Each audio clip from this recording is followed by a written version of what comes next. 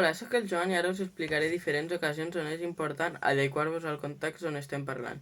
Quan parlem és molt important adequar-nos a la situació comunicativa en la que estem. És tan important les paraules, la roba, la postura, la mirada, etc. A continuació us representaré uns diferents exemples d'adequar-te al context.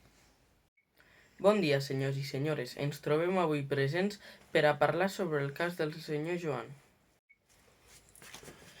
Bon dia, jefe, com va?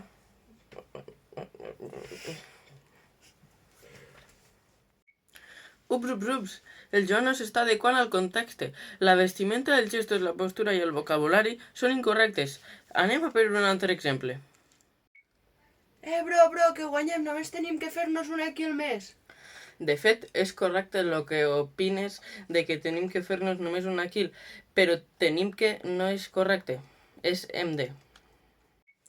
Ups, no pot ser que el Joan utilitzi un registre tan formal per jugar amb els seus amics perquè es cansaran d'en ell. Anem amb un altre exemple.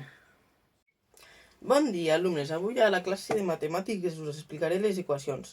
Com podem veure, la x igual a 1 perquè... tio, això és molt difícil. No podem fer això perquè no ho entenc, vale? Això és un... Ups, no pot ser que el Joan parli així a classe, si no, potser inclús l'expulsen.